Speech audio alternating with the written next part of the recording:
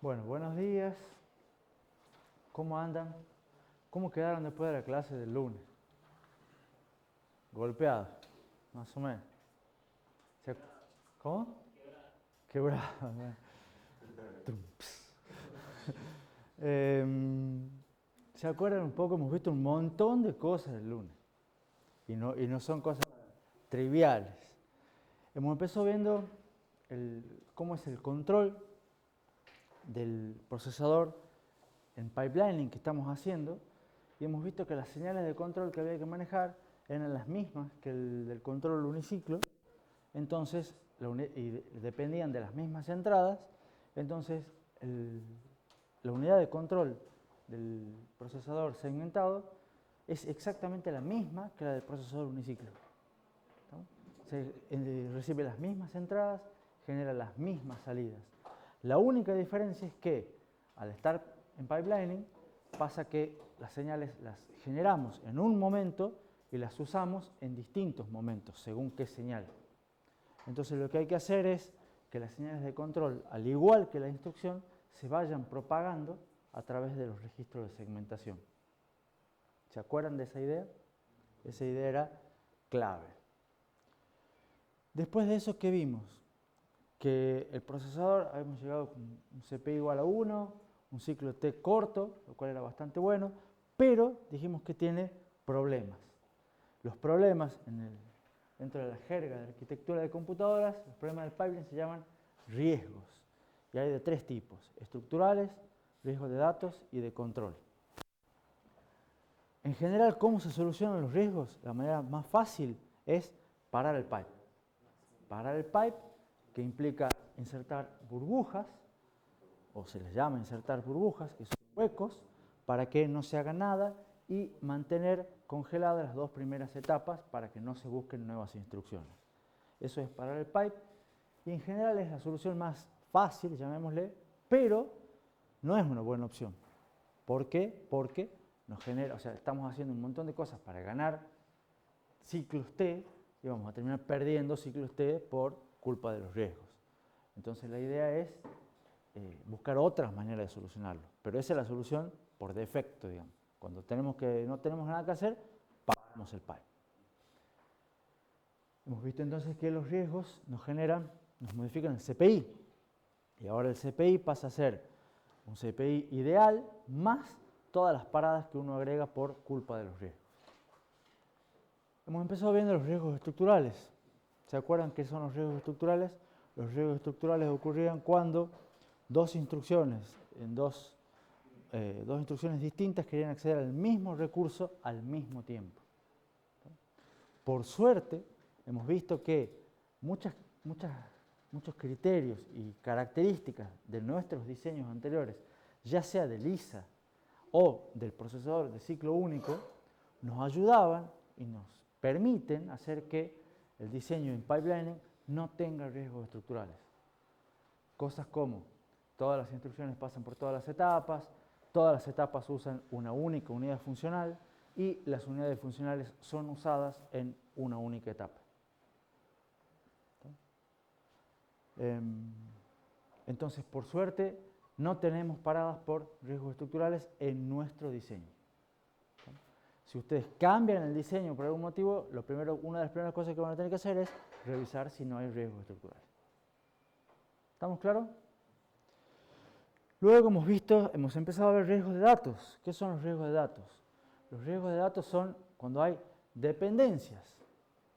¿Se acuerdan que son dependencias entre las instrucciones? Sobre todo las dependencias verdaderas, de tipo read after write. Y dependencias entre instrucciones que aún están dentro del pipeline. Entonces la longitud y el tamaño del pipeline es un factor, digamos, que me ayuda a determinar cuándo hay riesgos. Porque no todas las dependencias son riesgos. O sea, vamos a encontrar códigos con muchas dependencias, pero no todas las dependencias de datos constituyen riesgo de datos. Para que sea un riesgo depende que tienen que estar dentro del pipeline. ¿Se acuerdan de eso? Muy bien. Ahora, ¿qué hacemos con los riesgos de datos? Bueno, la idea es que empezamos a poner la técnica de adelantamiento. ¿qué consiste la técnica de adelantamiento? Agregar un montón de hardware, porque hay que agregar bloques combinacionales nuevos, multiplexores, por todos lados, para hacer que los datos se utilicen, o sea, para no tener que esperar que los datos se escriban, sino que apenas esté el recurso disponible, el dato disponible, lo podamos adelantar a donde se lo necesite. Eso implica dos cosas. Primero hay que detectar el riesgo, o sea, revisar si realmente ocurre el riesgo y dónde ocurre, entre qué y qué, cuáles son los operandos involucrados. Y en el caso de que realmente ocurre el riesgo, proveer los caminos necesarios para que el adelantamiento se produzca. ¿Vamos? Eso implica, agregamos hardware, agregamos costos, pero no solucionaba todos los problemas de riesgo de datos. ¿Se acuerdan? Todos los problemas de riesgo de datos, excepto uno. Para eso utilizamos otra técnica que se llama reordenamiento, que implicaba cambiar el orden de las instrucciones. No rompe la dependencia, pero ¿qué hace? El reordenamiento hacía que la dependencia sigue estando, pero ya no eran instrucciones consecutivas, que era lo que teníamos el problema. El problema era con el caso de el load to use penalty, desde el único problema que nos quedaba, que la instrucción load no tiene el dato disponible para si una instrucción inmediatamente siguiente lo necesita. Entonces, en nuestro diseño, en nuestro procesador que diseñamos, esta penalidad por el uso del load era de un ciclo. ¿Se acuerdan? Entonces teníamos que insertar, por lo menos, si hay una instrucción load seguida de una instrucción que usa el dato que busca el load y no podemos poner nada en el medio, hay que insertar sí o sí una burbuja. ¿Está claro eso para todos? ¿Seguros? Muy bien. Cuando estaba haciendo esta diapositiva me di cuenta que fue un montón. O sea, todo esto en una sola clase es bastante. Entonces, si realmente van bien y van siguiendo hasta acá, súper. Están muy bien preparados. Si están a media, bueno, van a media. Pero es un montón. ¿Alguna pregunta? Nada. Eso sé que o está todo muy bien o no hay nada bien. Pero bueno, después veremos, digamos. Entonces, hemos visto acá riesgos de tres tipos: estructurales, datos de control. Ya hemos visto estructurales, ya hemos visto los riesgos de datos. ¿Qué es lo que nos queda? Los riesgos de control. Los riesgos de control era Juan Cruz, creo que hoy no está, le mandamos saludos a Juan Cruz, el que cuando estábamos viendo al principio el camino de datos, había dicho, pero ahí hay un problema con el PC, y tiene razón, tenía razón en aquel entonces. ¿Cuál es el tema con los riesgos de control? Los que me determinan el flujo de cómo se van moviendo las instrucciones son los saltos. Normalmente las instrucciones, el resto de las instrucciones son secuenciales, siempre que se ejecuta uno se busca la siguiente, excepto con los saltos que puede ser la siguiente o no. Depende si el salto es condicional, incondicional, y si el salto es condicional, si la condición se cumple o no. ¿Está claro? Ahora, en general, cuando son saltos, fíjense, la búsqueda de la siguiente instrucción depende del resultado de un salto. O sea, para saber qué instrucción tenemos que buscar en la etapa fetch, tenemos que saber, en el caso de nuestro salto, que es el salto el branch equal, tenemos que saber si salta o no salta y a dónde salta. ¿Está? Entonces, ¿qué es lo que pasa en un pipeline? No siempre se puede hacer el fetch de la instrucción correcta. ¿Por qué? Porque nosotros el fetch, ¿cuándo lo hacemos? ¿En la etapa? ¿En cuál etapa? En la primera. ¿Y cuándo se resuelve el salto? Si ustedes buscan en las diapositivas o se acuerdan, digamos, en el diagrama, el salto, uno había que buscar los operandos, calcular la dirección de salto, estaba todo eso en la etapa 3, la comparación con la ALU y el sumador de PCE más la dirección de salto.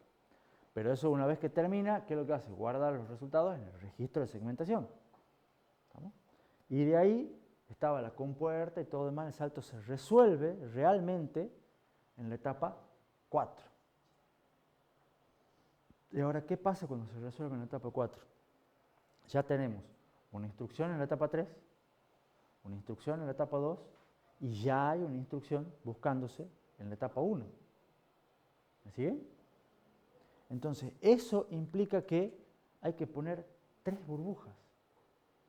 O sea, por cada vez que yo tengo una instrucción branch equal en el código, hay que insertar 3 burbujas. Pero si no fuese igual, o sea, por ejemplo, en branch equal, si no es igual, Las otras ya las tenés. ¿por qué habría que tirar la cabeza? Porque no sabes. En principio no sabes si es igual.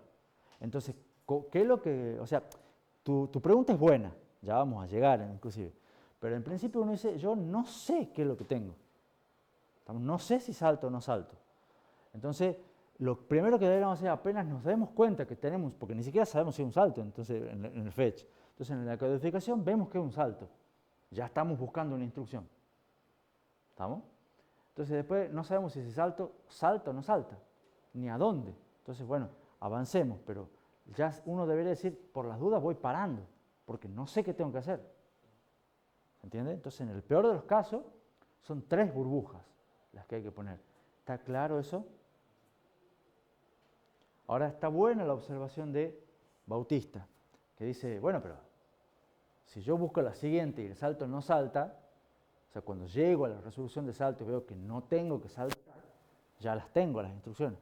Entonces ahí podría seguir. Y sí, eso es algo que se hace, ya vamos a ver, o va por una idea. Entonces, vemos que tenemos que resolver el salto completamente. ¿Qué implica resolver el salto completamente? Implica hacer 2 cosas. O sea, en realidad son 3 cosas, pero lo primero que hay que hacer es saber qué es un salto, lo cual, si no es un salto, no tengo que hacer nada. ¿Estamos? Pero una vez que sé que es un salto, tengo que determinar si el salto va a saltar o no. ¿Se entiende? Que eso es la comparación de los registros. Y además tengo que determinar a dónde va a saltar. Son las 2 cosas que tengo que hacer para resolver un salto, dado que sabemos que es un salto.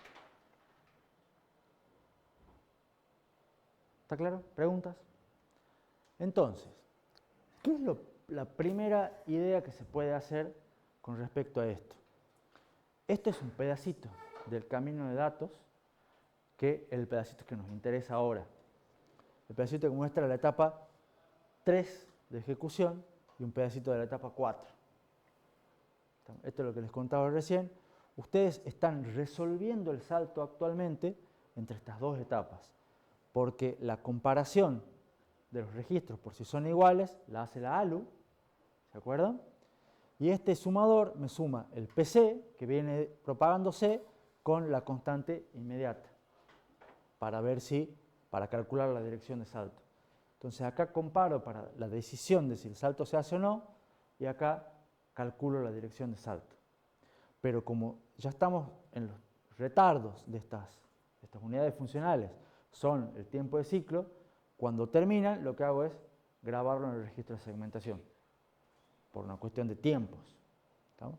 Y a partir de ahí dejo los valores acá, comparo si esto dio 0 o no 0, con si es un salto o no, y mando la señal para que seleccione el multiplexor. Y este valor lo pongo, por supuesto, en el registro de segmentación. ¿Se entiende hasta acá? Esto es lo que ya habíamos visto. ¿Qué pasa con esto? Dice, normalmente nosotros para determinar si el salto o no, lo que hacemos es comparar registros y los restamos para ver si dan 0 en la ALU.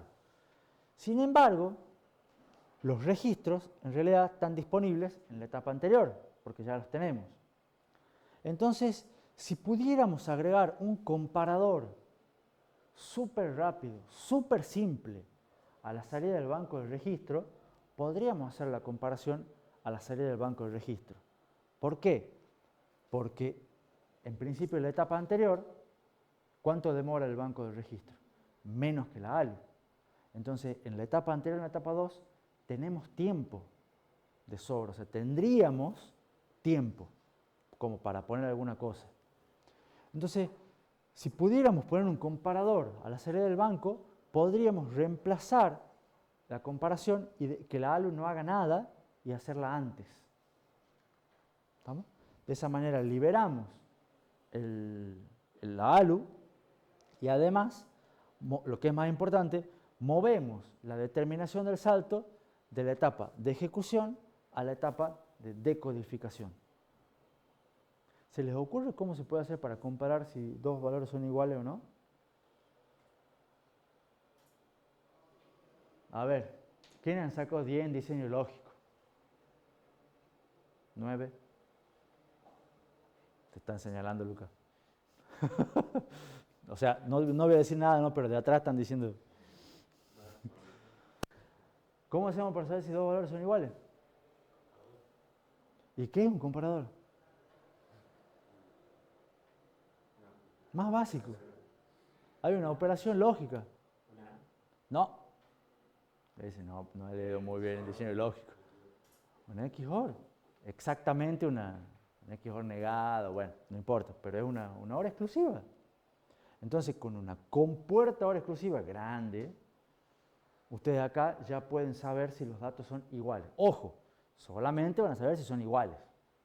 ¿Estamos? Pero es una compuerta en vez de una ALU, que en principio son muchas más compuertas. ¿Se entiende? Entonces podríamos, esta idea no es una locura y nos sirve solamente ahora a nosotros para saber si son iguales, que es lo que estamos buscando. ¿Se entiende la idea? Segunda idea. Este dato nos está sumando PC y nos está sumando la constante. Pero PC lo venimos propagando. La constante la hemos extendido en signo y todo demás, pero a la larga también la propagamos. La idea era poner este sumador acá para que los sumadores estén en paralelo con la ALU y hagan la operación al mismo tiempo, en la ejecución. Pero la realidad es que los dos datos estos los tenemos disponibles antes. Entonces, en principio, también los podríamos mover a este sumador a la etapa de decodificación. ¿Estamos? Entonces, si movemos la comparación y movemos el sumador a la etapa de decodificación, podemos resolver todo el salto en la etapa de decodificación. Vamos a saber si es un salto o no, porque se hace el control, se decodifica. Vamos a saber si salta o no, porque ponemos un comparador a la salida del banco de registro. Y vamos a saber a dónde salta o no, porque ponemos el sumador que me sume la constante más el PC. ¿Está claro? Y movemos todo a la etapa de decodificación, por supuesto, con una salvedad enorme. ¿Cuál es la salvedad? Que tenemos que tener en cuenta el timing. ¿Por qué? Porque no queremos hacer una etapa más larga. Entonces hay que revisar si los tiempos de las cosas, fíjense, en este caso el sumador va a tomar PC y va a tomar constante. No va a necesitar datos del banco de registro. Entonces no vamos a estar usando dos unidades funcionales estamos usando dos unidades funcionales en la misma etapa, pero no que dependan entre sí, va a ser en paralelo. Entonces podemos. Siempre hay que tener en cuenta el timing porque no queremos agrandar la duración de la etapa. Porque si agrandamos la duración de la etapa, perjudica a todas las etapas y eso en general es una mala solución. ¿Sí? Sí. La ALU. La ALU, que acordate que acá está simple, pero en realidad tiene la unidad de adelantamiento con todos los caminos de adelantamiento, los multiplexores. ¿Y el sumador lo pasas para el? El sumador lo pasas para el anterior. ¿Qué te va a quedar? Así. Esto va a ser la etapa 2. Y acá ya están con los caminos de adelantamiento, los registros que se propagan, todas las cosas extra. Entonces, ¿qué tenemos? El banco de registros con el comparador a la salida. Y esto, de vuelta, ojo al piojo. Menos mal que el comparador por igual es solamente una compuerta. ¿Estamos? Pero no pueden poner cualquier cosa porque va a sumar retardo. ¿Estamos? El sumador toma PC que viene de acá y la constante que viene de acá. En principio esta también es tiene poco retardo porque la generación de la constante era mover cables, extender el signo, ¿se acuerdan? Mover un bit. Entonces esto en principio también es fácil. Entonces por eso se puede hacer este retardo. Y de acá sale esto con la señal de branch que no está dibujada, controla al multiplexor que está del otro lado, en la etapa 1. ¿El comparador es solo de igual o punto? Por ahora es solo de igual, porque nosotros estamos haciendo la instrucción branch equal. Pero no es mala la observación, o sea, tiene que ser, lo que pongan acá, tiene que ser simple.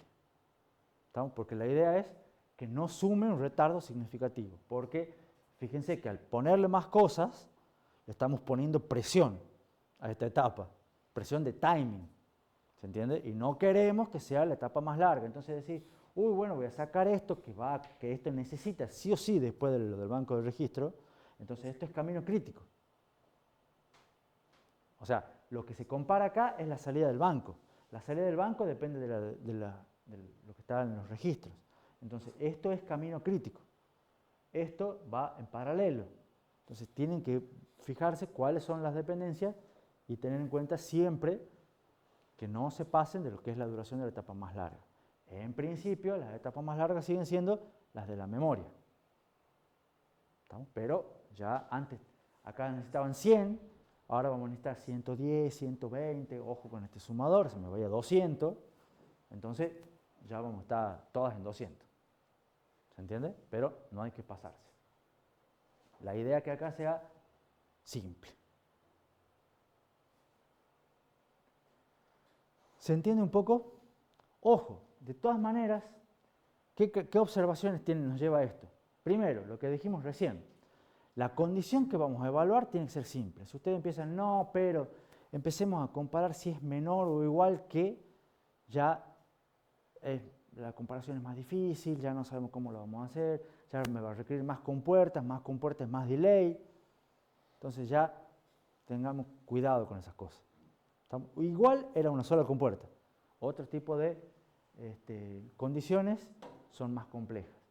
Entonces fíjense qué bueno que es que las condiciones que se evalúan en el ISA del RISC-V son simples. Los demás las hacíamos con pseudo instrucciones, ¿se acuerdan? Además, ¿qué pasa? Esto me va a generar nuevos riesgos de datos. ¿Por qué? Porque los riesgos de datos necesitan nuevos caminos de adelantamiento. ¿Por qué? Porque ahora el salto, fíjense, yo estoy leyendo los registros y los estoy comparando al acto. Entonces los registros tienen que estar escritos previamente. ¿Estamos? Entonces si hay una instrucción, si la instrucción previa al salto escribe en uno de los registros que lee el salto, ¿me siguen? O sea, el salto compara registro 2 y registro 3.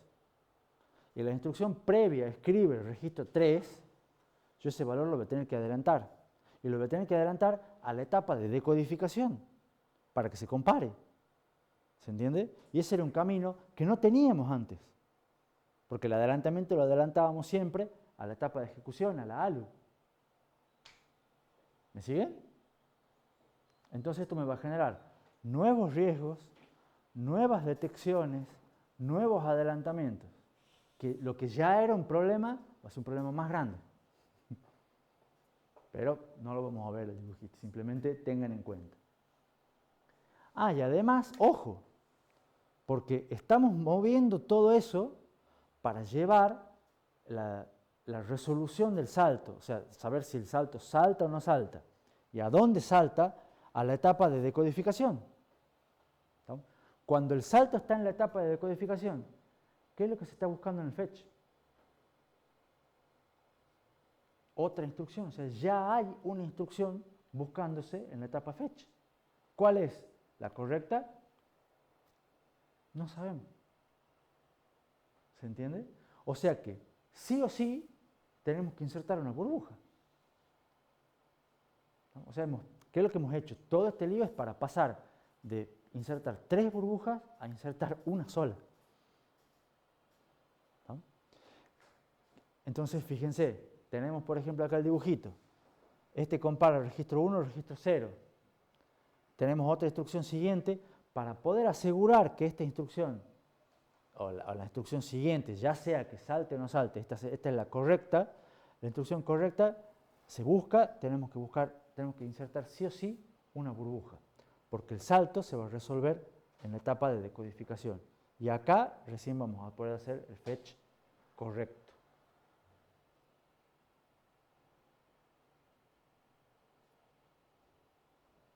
¿Vamos bien? ¿Me siguen hasta acá? Entonces, todo este lío es para poner una penalización de un ciclo en cada salto, ¿no? Ojo, en cada salto. ¿Qué es lo que pasa con esto? El problema, ¿cuál es el problema? O una cuestión que tiene la alternativa que hicimos. Que todo lo que hicimos, volvamos para acá, que es mover el sumador antes, poner un comparador acá, todas estas cuestiones, son estrictamente particulares de nuestro diseño. O sea, en nuestro diseño nosotros podíamos poner un comparador a la salida del banco de registro, porque lo teníamos acá, esto es la etapa 2, bla, bla, bla, bla. En nuestro comparador nosotros podíamos mover el sumador a la etapa 2, etcétera, etcétera, etcétera, porque ya teníamos los datos disponibles. ¿Estamos? Pero son características bastante puntuales de nuestro diseño para nuestra instrucción, casos específicos. La realidad es que no necesariamente siempre es así. Entonces ustedes pueden tener pipelines más largos. ¿Qué pasa si tienen un pipeline de 6, de 8 etapas y resulta que no lo pueden mover a la etapa 2, lo tienen que mover a la etapa 3? Y bueno, ¿qué es lo que va a pasar? Van a tener que insertar 2 burbujas. Bueno, pero 2 burbujas es mejor que 5. Sí, es verdad, pero 2 burbujas son 2 burbujas. O sea, una es mejor que 2, digamos. O sea, 2 es peor que 1, ¿se entiende? Entonces, no siempre se puede adelantar todo a la etapa 2.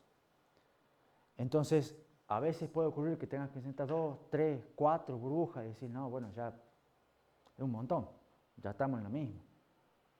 Entonces, la solución es muy particular. ¿Cuál sería lo ideal? Lo ideal es que toda la resolución del salto se haga ¿cuándo? En la etapa de fetch. ¿Para qué? Para no tener que insertar ni siquiera ninguna burbuja.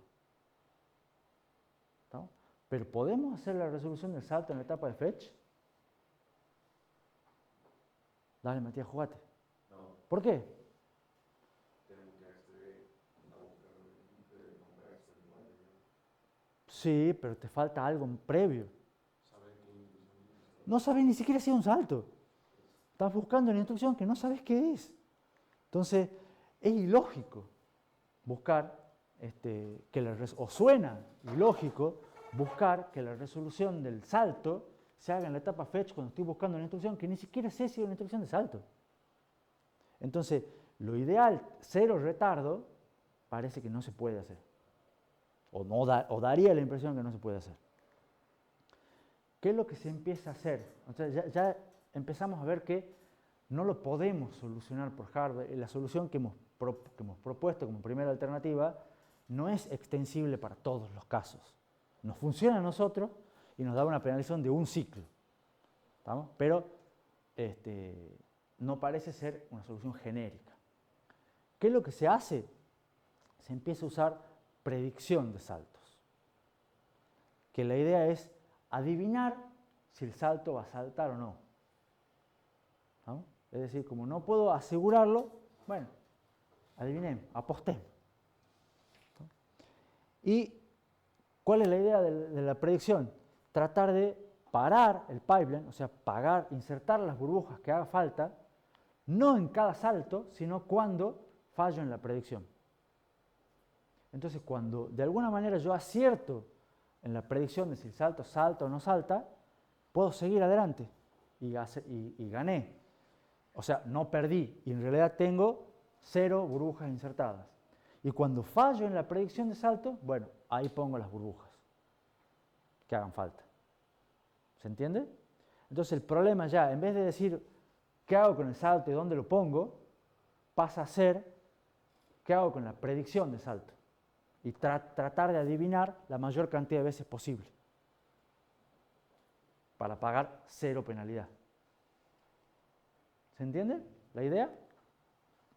Entonces la penalidad por los saltos, la penalidad por los riesgos de control, en realidad pasa a ser por una penalidad en la falla en la predicción de salto. ¿No?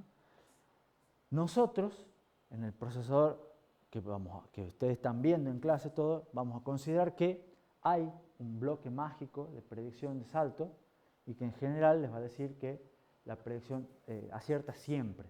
Entonces, si ustedes tienen predicción de salto y aciertan siempre, la penalidad por la falla de la predicción es 0.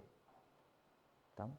Pero, si no acierta siempre, cuando falle, en el procesador que hemos visto, ¿cuánto es la penalidad? Un ciclo. ¿Estamos? Después vamos a ver en otros procesadores cómo es la tasa de predicción de fallos y la penalidad en la falla de predicción de salto. Pero eso lo vamos a ver en el tema siguiente. Que por supuesto el tema siguiente es ya mismo nomás, ¿no?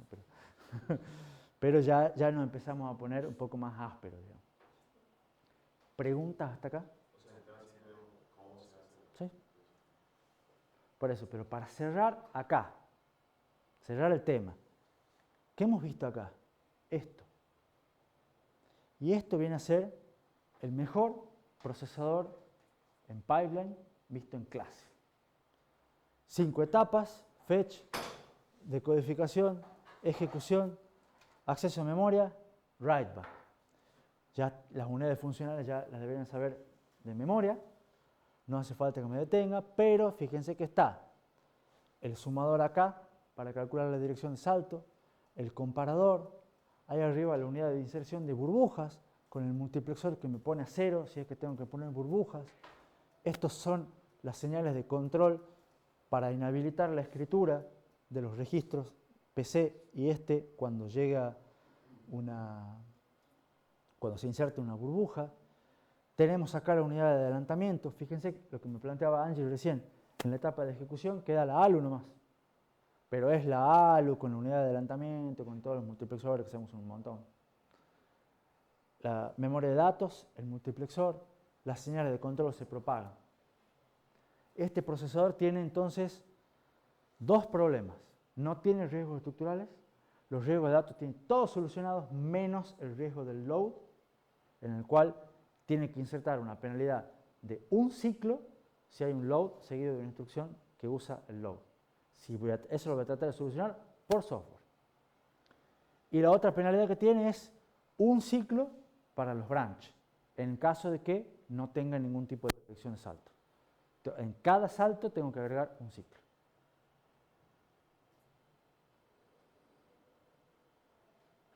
¡Tadán! ¿Preguntas? ¿Qué hacemos a modo de resumen? Hicimos un procesador en pipeline. De vuelta, esto no es fácil. Tiene 5 etapas, cada una utiliza una única unidad funcional, separadas por registro de segmentación. Hacemos que todas las instrucciones pasen por todas las etapas. Nos genera un CPI igual a 1, como el de ciclo único, pero con un T pequeño, lo cual nos da una gran aceleración sobre el de ciclo único. ¿Cuál es la desventaja de este? Y bueno, creo que es más obvia. Si uno compara los dibujos nomás, tiene más componentes, es más complejo, tiene más área, tiene mayor costo. Es agregar hardware, mucho hardware. ¿No? Pero ganamos mucha performance. Entonces, en principio, vale la pena. El control sigue siendo simple, sigue siendo combinacional. La diferencia es que las señales de control se propagan junto con la instrucción. Se generan en un instante y se usan más adelante, entonces hay que propagarlas a través de los registros. Hemos visto que otro problema que tiene es riesgos. 3 tipos, parar el pipeline no es una buena solución. Los riesgos estructurales los resolvemos por diseño, los riesgos de datos los resolvemos. Hay 2 cuestiones, detectarlos y solucionarlos. La mayoría se resuelve por adelantamiento, excepto el problema del load, que se resuelve por reordenamiento. Los riesgos de control, lo que podemos hacer es minimizarlos, por un lado, adelantando la resolución del salto, y después evitarlos mediante predicción, adivinando.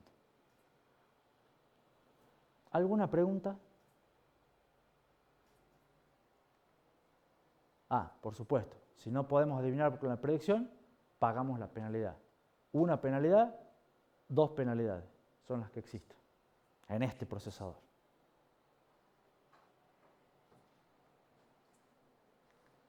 Diapositiva de agradecimiento y vamos a arrancar ya nomás.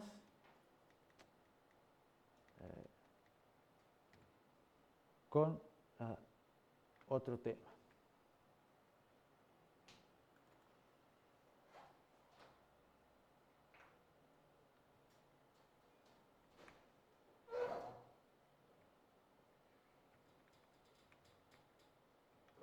Sí. ¿El DP para esta semana entraría al tema anterior?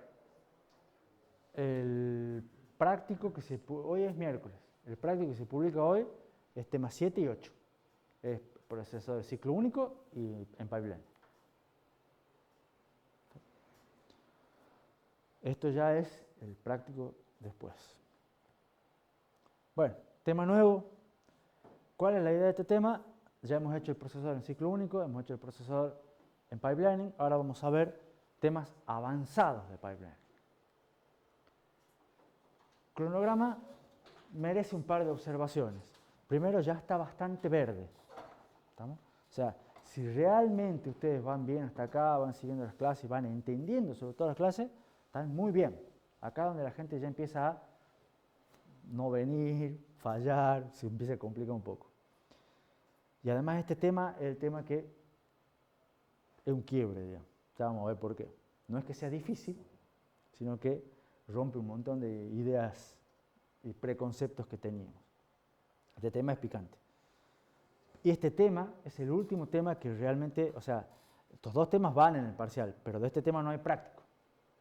Entonces este es el último tema que hay práctico.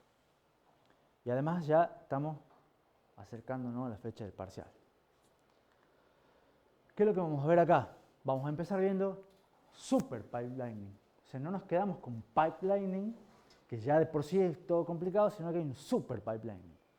Vamos a ver predicción de saltos. Vamos a ver un montón de técnicas de lo que se conoce como paralelismo a nivel de la instrucción. Vamos a ver procesadores superescalares, desenrollado de lazo, ejecución fuera de orden, ejecución especulativa. Y vamos a ver los problemas y las limitaciones que tiene el paralelismo a nivel de la instrucción. Y vamos a terminar viendo manejo de interrupciones y excepciones, que los voy a torturar con interrupciones, pero desde otro punto de vista, que es el punto de vista del diseño del procesador. Siempre la recomendación de que lean el libro. Acá continuamos con el capítulo 4, que es un gran capítulo. Acá tenemos algunas otras secciones específicas. Este en particular muestra 2 procesadores. Lo que tienen es que, por más que está bastante bien explicado, los procesadores hoy en día ya son un poco viejos. Sigue funcionando algunas cosas, pero voy a tratar de darle otros ejemplos yo más nuevos. Entonces, ¿dónde estamos parados? Y acá va también una especie de repaso, pero hemos hecho un procesador en pipeline. Tenemos un CPI igual a 1, en principio sin riesgos, ¿no? Entonces, eso estaba bueno, porque además tenía un tiempo de ciclo corto, pero de hecho, bueno, esto es sin riesgos, esto es un CPI ideal. Los riesgos me aumentan el CPI. ¿No? Ahora, los riesgos estructurales solucionados por diseño, no hay. Riesgos de datos, le metemos mucha plata, mucho hardware, lo solucionamos y eventualmente tratamos de solucionarlos por software y tratamos de eliminar los riesgos de datos. Los de control, minimizarlos lo más que se pueda y evitarlos mediante predicción. Ahora, lo que vamos a ver es que los procesadores de verdad, porque lo que hemos visto era un diseño bastante simple y académico, entonces, bueno, simple, bueno, Comparado con los de verdad, sí. Los de verdad son mucho más complejos. ¿Estamos? Vamos a ver por qué son mucho más complejos, cómo hacen y cómo se soluciona todo eso. Y lo primero es Super Pipelining. ¿Qué es Super Pipelining? Nuestro diseño tenía 5 etapas. Nos producía una aceleración igual a 4 cuando no tenemos riesgos. ¿Se acuerdan? ¿Por qué 4? Porque había etapas que individualmente demoran quizá menos, pero hacen que todo dure lo mismo para que podamos acelerar. Exacto. ¿Escucharon lo que dijo Bautista? Porque las etapas, a la larga lo dijo con otras palabras, pero lo que dijo es, las etapas no estaban perfectamente balanceadas. Entonces tenía 5 etapas, pero no era tan ideal, entonces la eficiencia no era del 100%, entonces la aceleración no es igual a la cantidad de etapas. Lo hacíamos lo más parecido a lo ideal posible, pero no era ideal. Entonces nos generaba una aceleración igual a 4. Ahora, cuando le pongamos los riesgos, eso me aumenta el CPI, la aceleración va a ser más baja todavía. ¿Estamos? Ahora, ¿se acuerdan del tema de paralelismo y pipelining? En principio, la aceleración es igual al número de etapas en un pipeline ideal. Entonces, si yo quiero más performance, ¿qué puedo hacer? Quiero más aceleración. Puedo poner más etapas. Entonces, ¿por qué nos quedamos con 5 etapas? Pongamos más etapas. ¿Estamos? Ustedes, pongamos 8 etapas. Si pongo 8 etapas, se supone que va a tener más aceleración. O pongamos 10. O pongamos 12. En principio, cuantas más etapas tengamos, mejor. ¿O no? ¿Ustedes qué opinan? La teoría dice que cuantas más etapas, en principio va a aumentar más la performance. ¿Qué opinan eso? Intuitivamente, ¿es verdad o no? No todas las etapas se pueden seguir subdividiendo. Bautista dice, en principio sí, pero sabemos que hay problemas de validez, entonces no podemos dividir todas las etapas. Bueno, pero la idea, en teoría, plantea que cuantas más etapas, mejor. Y eso es verdad. ¿No? Entonces, ¿qué es lo que tratan de hacer los procesadores modernos? Tener más de 5 etapas. ¿Cuántas etapas tienen? Bueno, hay una respuesta pasa a ser depende, porque procesadores modernos hay un montón de tipos. Entonces, tenemos procesadores pequeños, los procesadores como el Cortex, que ustedes han visto, para sistemas embebidos y cosas chiquitas. En general, esos buscan optimizaciones en área. Buscan que sean chiquitos, buscan que sean baratos, buscan que consuman muy poca potencia. No buscan mucha performance. Entonces tienen una etapa, 2 etapas, 3 etapas, no más que eso.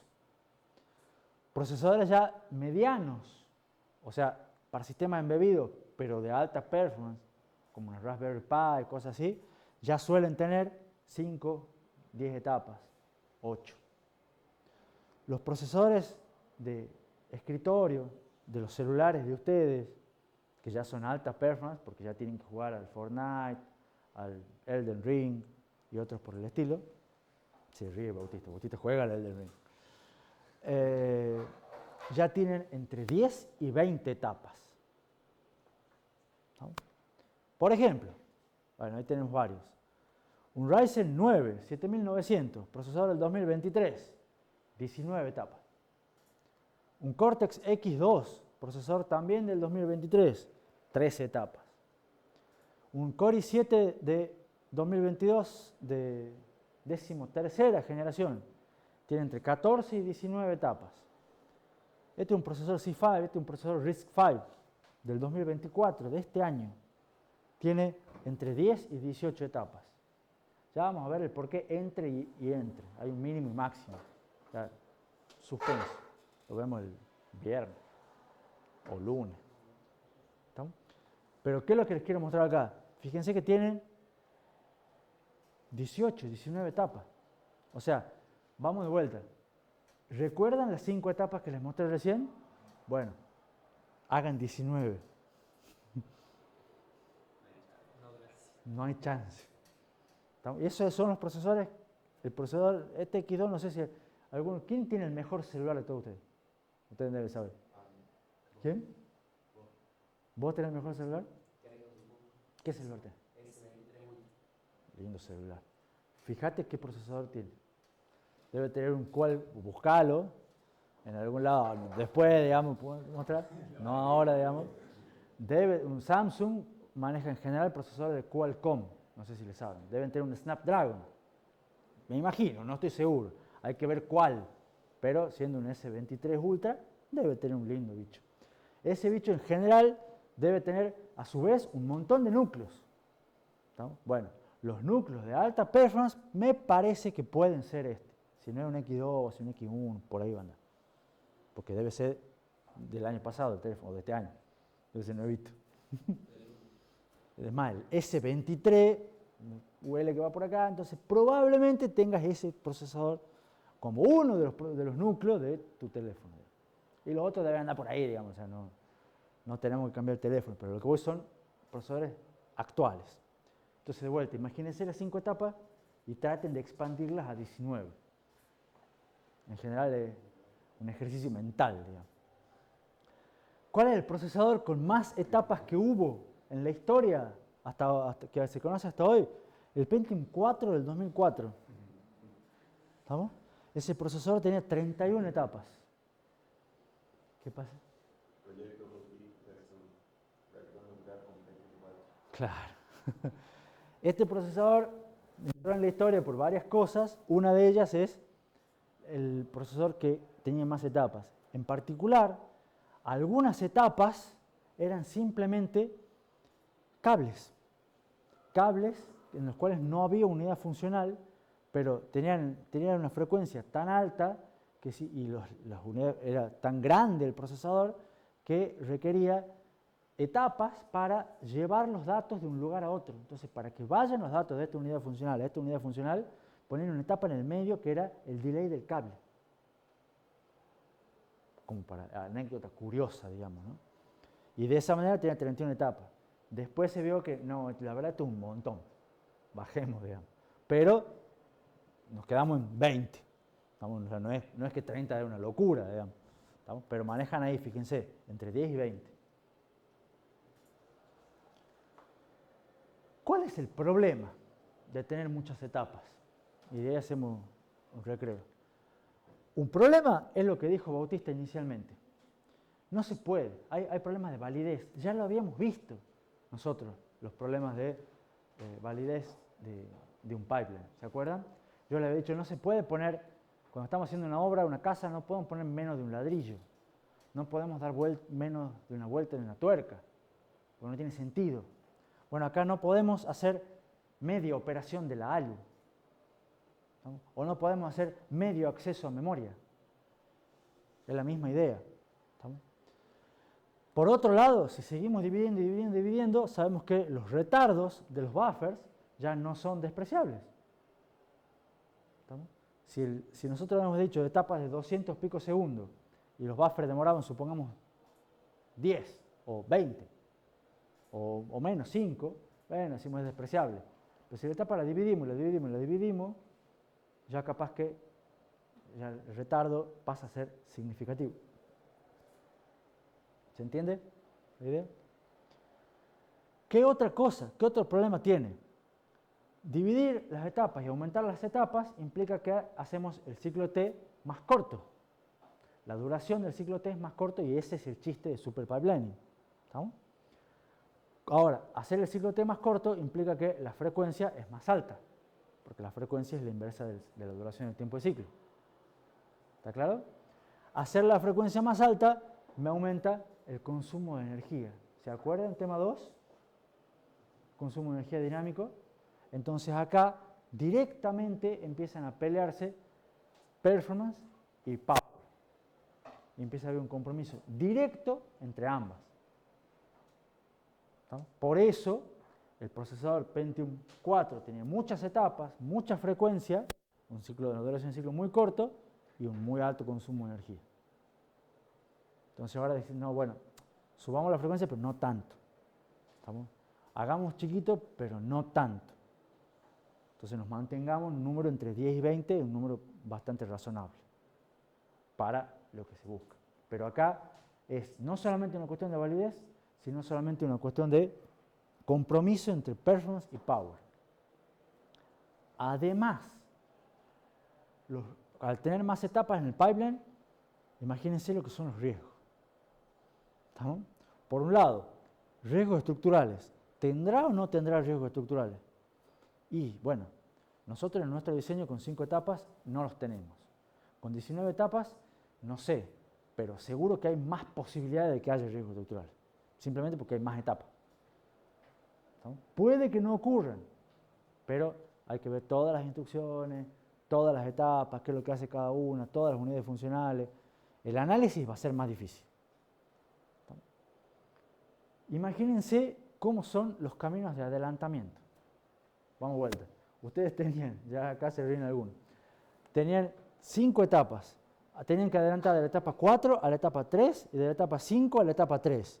Y era un quilombo. ¿Estamos? Que todavía lo están procesando.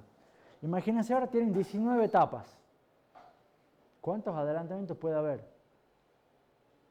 ¿Cuántas combinaciones puede haber? Un montón. Porque ni siquiera sabemos, no está claro ni siquiera qué hace cada una de las etapas, ¿no? Pero eso seguro que va a ser muy difícil. Pero quizá valga la pena hacerlo. Otro, el problema del load, la load to use penalty. En nuestro diseño era de un ciclo.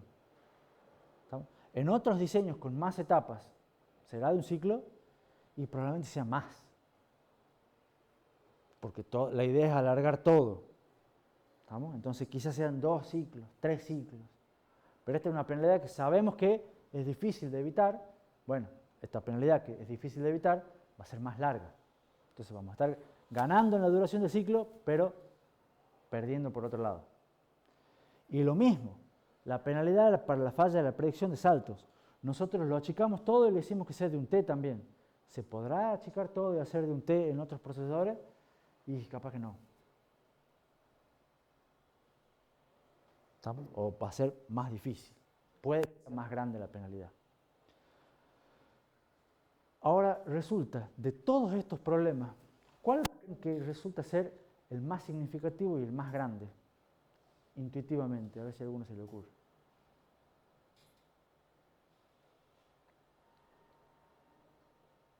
Uno primero diría, bueno, este es un compromiso y en general sí es grande, pero a la larga de todos estos problemas, esto ya, como les digo, se encontró una especie de estabilización. Entonces, hoy en día están más o menos estables, amesetados, digamos, entonces todos los procesadores más o menos consumen lo mismo, más o menos tienen el mismo número de etapas, más o menos tienen la misma frecuencia. La van tuneando un poquito, pero estamos más o menos, el compromiso ya se estableció ahí. Del resto, lo que es más difícil de solucionar es este. Porque resulta que la penalidad por la predicción de salto es grande. ¿Estamos? Se hace grande. Entonces, el tema de la predicción pasa a tener una importancia crítica en lo que es diseño de procesadores. Y lo vamos a ver después del recreo. ¿Les parece?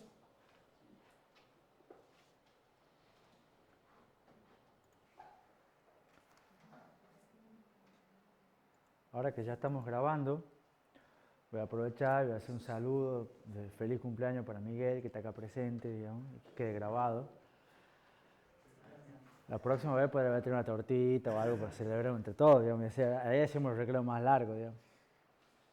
Saludos para Fabricio también, que cumpleaños el sábado. Espero que vea la clase el video, digamos. Si no, está al horno.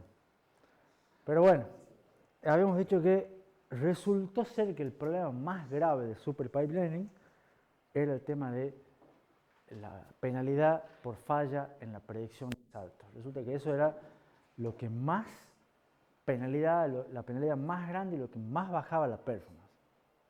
Entonces, la idea es que se empezó a poner mucho énfasis a través de los años, desde el año 2004, en lo que es la predicción de saltos.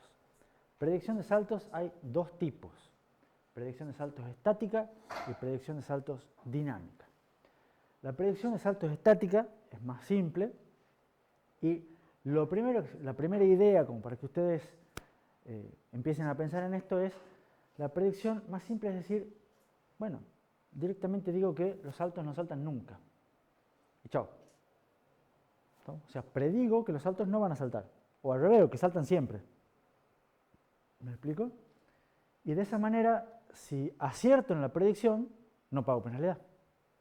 Y si no acierto, ya pago la misma penalidad que pagaba antes. Pero ya no la pago solamente en los casos que no acierte. Y esto es más o menos la idea que tenía la intuición de Bautista hace un rato. Estamos a decir, bueno, yo cuando estoy decodificando el salto, a la larga ya está buscándose una instrucción en fetch. Entonces, ¿cuál es la instrucción? La siguiente. Entonces, directamente digo que los saltos no saltan. Entonces, si yo predigo que los saltos no saltan, yo ya tengo la siguiente instrucción buscándose. Entonces, la penalidad es 0. ¿Se entiende? ¿Seguros? Entonces, acá el chiste es ya pago a veces. Ahora, ¿va a ser cuán efectivo creen que sea la tasa de acierto en la predicción, considerando que la penalidad, o que no saltan nunca? Y va a ser baja. O sea, va a haber algunos saltos que realmente voy a acertar, otros no, qué sé yo, 50%. Un primer acierto, bueno, capaz que 60%, ponele, aciertan un poco más. Pero en realidad va a ser una penalidad que hoy en día se considera baja. ¿Qué se puede hacer? Se puede mejorar fácilmente esto con una técnica que se llama, que es impronunciable, pero que quiere decir backwards taken, forward not taken. Que quiere decir que los saltos hacia atrás se los predice como que saltan y los saltos hacia adelante se predicen como que no saltan. ¿Y de dónde sale eso? Es un análisis que se hizo en base al comportamiento típico de los saltos. Cuando ustedes tienen un salto hacia atrás, en lazos de cualquier tipo, o sea, ustedes escriben código y ponen un salto con una condición que vuelve arriba. Entonces tienen un salto hacia atrás, que normalmente son lazos. Y los saltos de los lazos, normalmente, ¿qué pasa? Saltan. Excepto la última vez cuando se cumple la condición y siguen con el normal. ¿No? Entonces se dice que los saltos cuyo offset, digamos, sea negativo, es un salto hacia atrás, ese en general se lo predice como que salta, como tomado. Y los saltos hacia adelante, que en general, ¿dónde hay saltos hacia adelante? Son los saltos de los if. Un salto de un if, o sea, un branch que evalúa una condición y dice por sí, si no, son saltos que van instrucciones hacia adelante. Entonces, esos saltos hacia adelante se los predice como no tomados. ¿No? De esa manera, esto mejora los porcentajes de predicción, ya una visión un poco más inteligente. Entonces, uno ya con el análisis, cuando dado el código nomás, uno ya puede saber si o puede hacer una predicción y va a mejorar. Esto se llama predicción de saltos estática. ¿Por qué? Porque directamente se sabe analizando el código. No hace falta ejecutarlo. Dado el código en tiempo de compilación, ya se puede saber esto, o sea, se puede hacer este análisis y decir, listo, este salta, este no salta, este salta, este no salta. Y esto mejora bastante la tasa de predicción de acá. Nos lleva a un 75% de acierto. Entonces, en el 25% restante, pagamos la penalidad. ¿Está clara las dos ideas? ¿Alguna pregunta? ¿Nada? Ahí para saber si es hacia adelante o hacia atrás, ¿qué hace? El offset, el cálculo de la dirección de salto, que suelen ser relativos a PC, entonces si el offset es positivo, salta hacia adelante, si es negativo, un salto hacia atrás. De hecho, si lo estás usando al Venus para el laboratorio, que rinden hoy o no, Sí. ya, después hablamos de eso, cuando ustedes escriben el código, ustedes ponen en realidad salta a etiqueta. Pero cuando eso se ensambla, ustedes tienen la opción de verlo realmente cuánto es el offset y van a ver que la dirección en realidad se va a traducir como un desplazamiento relativo a PC. Y va a ser un 20, 4, menos 4.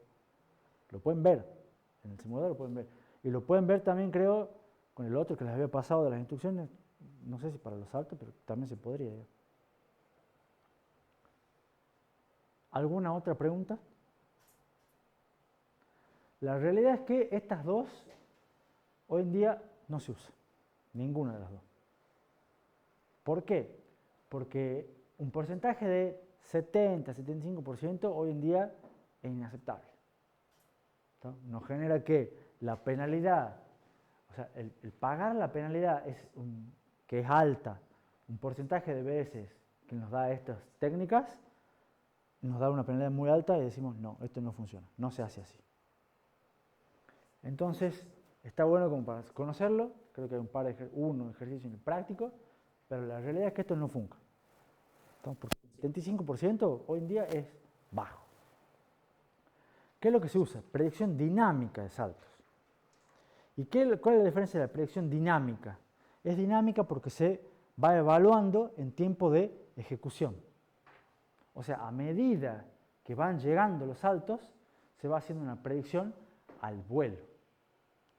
Y vamos tratando de ir, se va ajustando la predicción. ¿Cuál es la idea básica?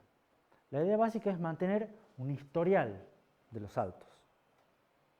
Entonces es, a ver, cuando llega un salto, lo guardo en algún lado y voy a decir, este salto, cuando vino la primera vez no tenía predicción, entonces no importa, pero la primera vez saltó. Entonces anoto el salto saltó.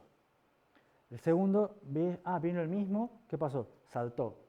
Perfecto. Viene por tercera vez, y bueno, me juego que salta. Salta, muy bien, listo. Ya tengo 3 veces que salta. Viene una cuarta vez, ¿qué dicen ustedes? Va a saltar. Y van manejando una historia. ¿Se entiende? Vamos a necesitar de alguna manera dónde se guarda eso. ¿Y dónde se guarda? En una estructura, una tabla, que se llama tabla de historia de saltos, que básicamente en inglés es BHT, que es Branch History Table. Y esta tabla guarda dos cosas. Primero guarda la dirección origen del salto, o sea, dónde está ese salto. ¿Para qué? Para poder identificarlo. Y guarda una cierta cantidad de bits del historial del salto, que vamos a ver cuántos bits son, que van a servir para algún algoritmo para poder predecir el salto. ¿Cuál va a ser? La próxima vez que llegue ¿qué va a pasar? ¿Estamos? Entonces, la tabla de historial de saltos maneja dos cosas. La identificación del salto y la historia del salto para tratar de predecirlo. Y a su vez hay otra estructura más, que se llama Branch Target Buffer, que es un buffer de destinos de salto. ¿Cuál es la idea?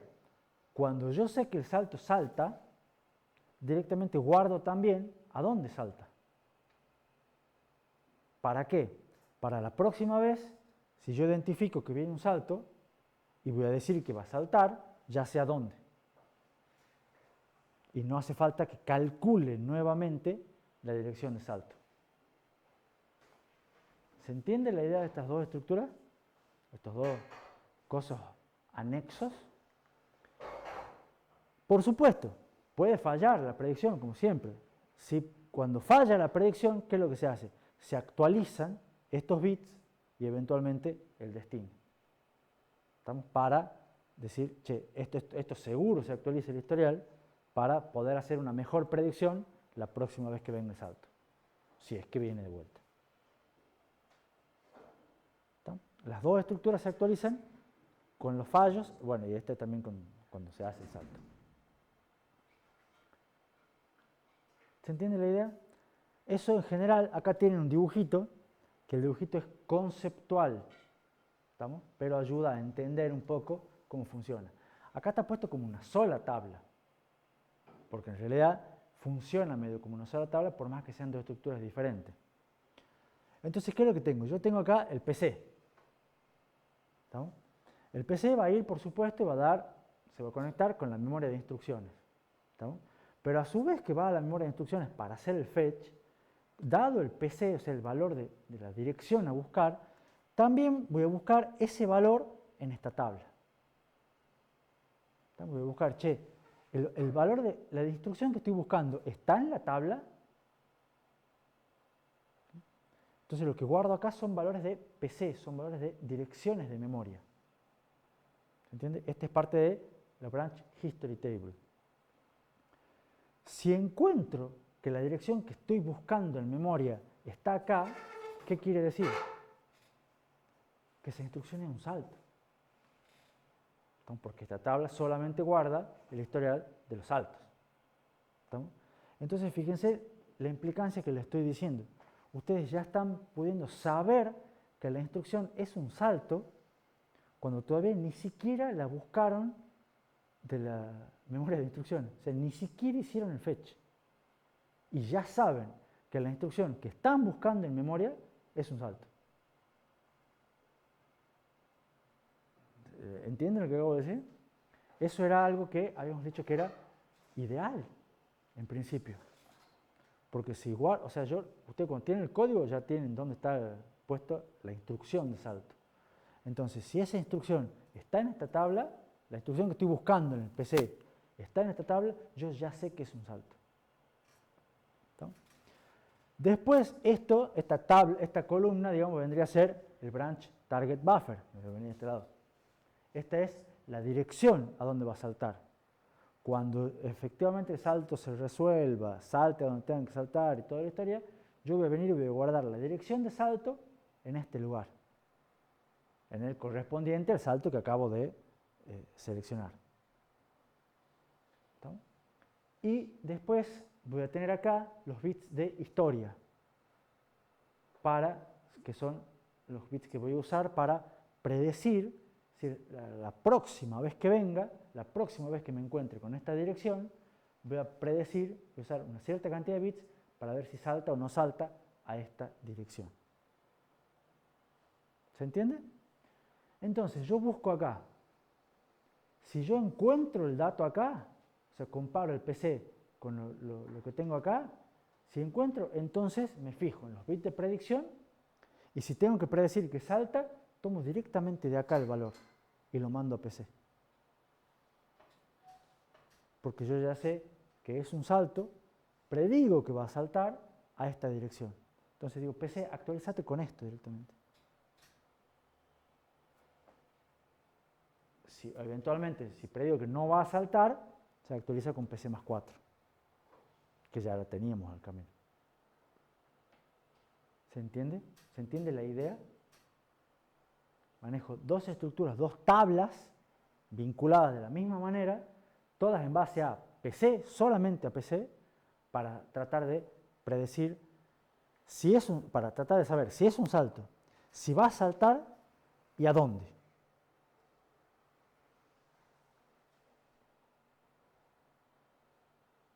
¿Preguntas? Esa búsqueda es relativamente rápida, digamos, esa búsqueda de la instrucción. O sea, La idea es que sea rápida. La idea, ojo, esta búsqueda también es una búsqueda que va a depender del tamaño de la tabla. Cuanto más grande sea la tabla, más lenta va a ser la búsqueda. Siempre recuerden, cuanto más pequeño, más rápido. Era un principio de diseño. Entonces una cosa va a ser tener dos entradas, puedo guardar hasta dos saltos. Si mi código anda bien con dos saltos, perfecto. Si no, tengo tres saltos, y bueno, va a haber un salto que lo va a ir pisando, lo va a ir cambiando, entonces no te va a andar bien, entonces vas a fallar más veces. Entonces, ¿qué es lo que se puede hacer? Y bueno, agrandemos, hagamos 4 entradas, vas a andar bien hasta 4 saltos, y así sucesivamente. Digamos. Tengan en cuenta que cada línea de esta tabla es un salto en el código. Y que pueden ser saltos condicionales o incondicionales. Todos los saltos se guardan. Porque los incondicionales, la predicción es fácil. Ustedes saben que siempre salta. ¿Estamos?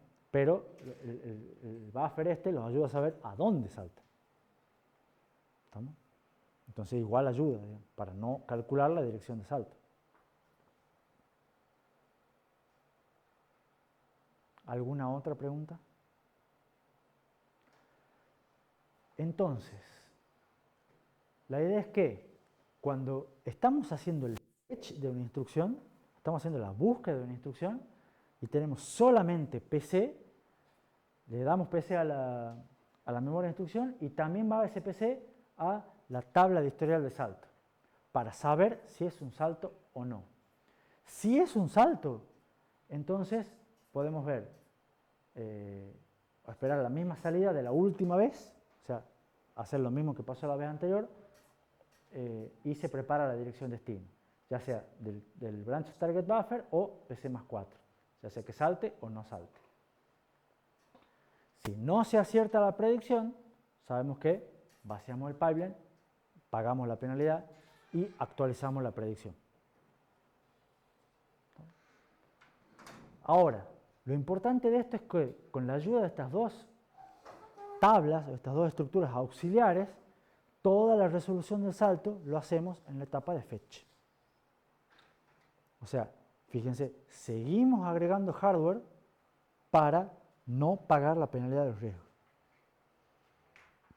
¿Está claro? La pregunta pasa a ser, ¿cuántos bits ponemos para el historial? La opción más simple es decir, ponemos un bit. Entonces, simplemente, cuando salta, ponemos un 1, cuando no salta, ponemos un 0. Entonces, lo que hacemos es mantener el anterior, que es lo que dice arriba. ¿Estamos? Eso es, por lo menos, una mejora con respecto a algo estático. Entonces, vas a siempre hacer lo anterior. Entonces, si una vez salta, la próxima vez yo voy a decir que vas a saltar también. Ahora, podemos tener 2 bits. Y en ese caso, la predicción va a cambiar cuando la predicción, o sea errónea 2 veces seguidas. ¿No? Y eso es una MEF. ¿Se ubican cómo sería esa MEF? Con 2 bits tenemos 4 estados. Entonces directamente es una especie de cadena. Tenemos en el estado 1, que se predice si salta.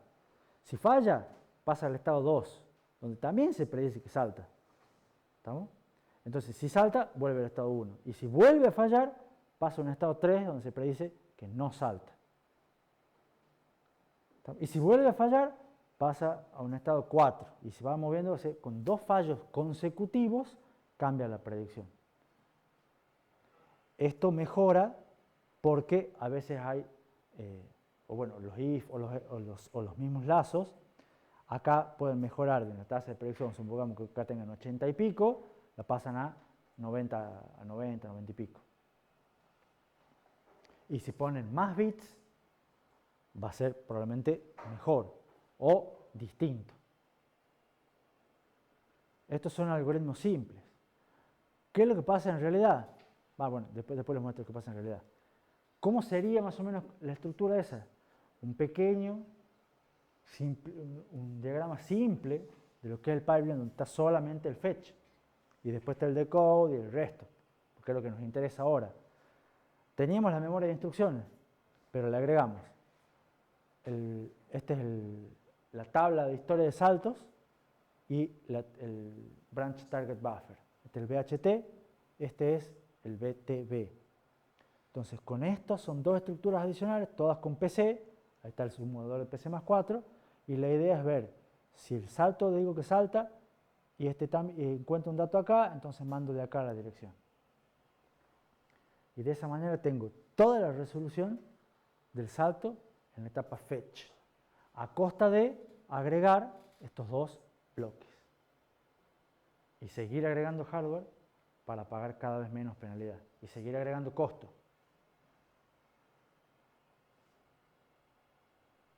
¿Está clara la idea? Entonces la pregunta estaba, bueno, el chiste va a estar acá. En este historial, ¿cómo hago la predicción? Yo les dije 1 bit, 2 bits. ¿Podemos hacer otra cosa? Sí. De hecho, sí. El tópico, o sea, el tema es muy investigado. ¿Por qué? Porque resulta que las penalidades que se pagan son grandes. Los saltos son muy comunes. Una mezcla de instrucciones típica, ¿cuántos saltos tiene? Un 20, 30%. O sea, es bastante común. ¿Estamos? Entonces, acertar y ajustar un 1 o un 2% la tasa de acierto de la predicción de salto hace que la penalidad que se pague sea mucho más baja. Entonces, toda la gente de AMD, Intel y todo lo demás tienen una sección específica de todos sus empleados para ajustar el algoritmo de predicción de salto.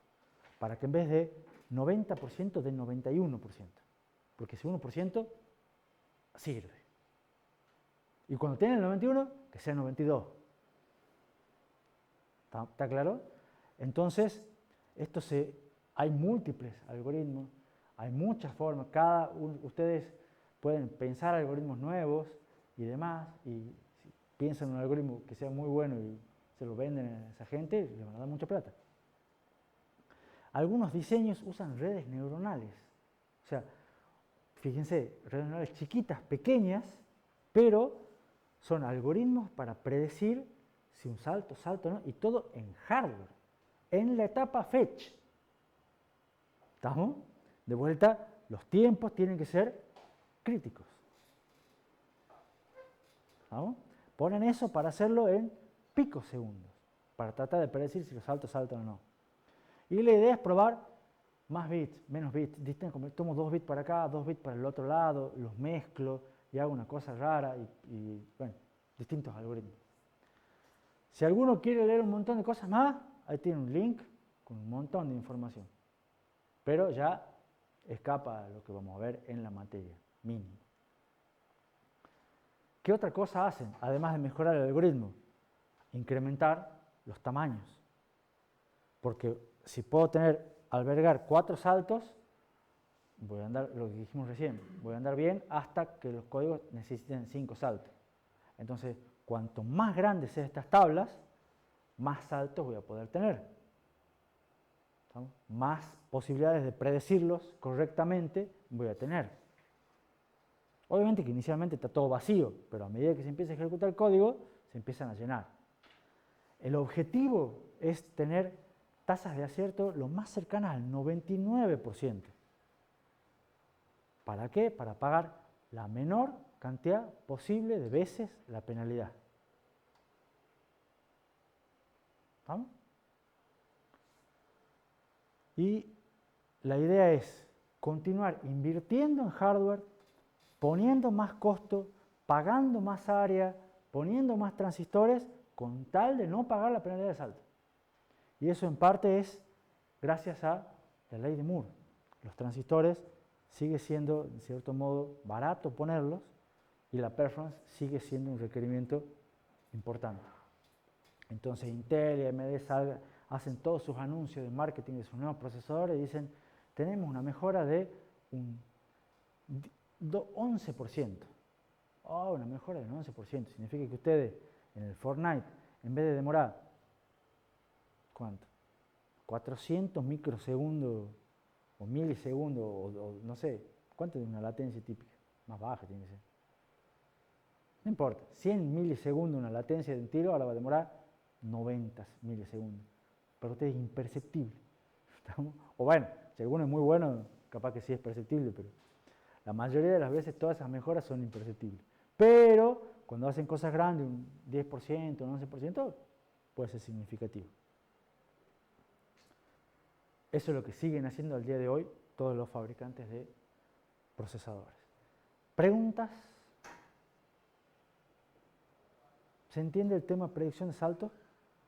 Ustedes en la práctica, ¿qué es lo que van a hacer? Van a decir, yo les voy a dar en el parcial, o tiene un algoritmo de predicción que no falla, listo, o van a buscar una tasa de predicción de 90%, acierta el 90% de las veces, el 10% de las veces de los saltos se paga una penalidad. Van a tener que calcular cuánto de la penalidad por riesgos de control influye el CPI. ¿Está claro? Bueno, ¿tenemos tiempo de ver un poquito más o quieren que cortemos acá? ¿Cómo anda el cerebro? Mira, Luca dice ya, cortemos acá. El anónimo no dice nada, pero me dice cara de cortemos acá. Para solidarizarnos con los que no han venido. Bueno, está bien, vamos a hacer una especie de Lo que pasa es que vienen una serie de diapositivas que no son la gran cosa, porque sirven para introducir la gran cosa que viene después, pero bueno, cortemos acá. Cortemos acá, hagamos un miércoles un poquito más light y va a ser un viernes un poquito más pesado. Pero bueno, no cambia nada. ¿Qué vimos hoy? Riesgos de control, minimizarlos en el camino de datos, evitarlos mediante predicción de estática y dinámica. Estructuras branch history table, branch target buffer, para seguir agregando hardware para pagar la menor cantidad de penalidad posible. Esa es la idea del resumen. ¿Estamos? Bueno, nos vemos el viernes. Ojalá que los que rindan concurso les vaya bien y todas esas cosas. Y después Miguel diga a qué hora nos juntamos en su casa para el asado.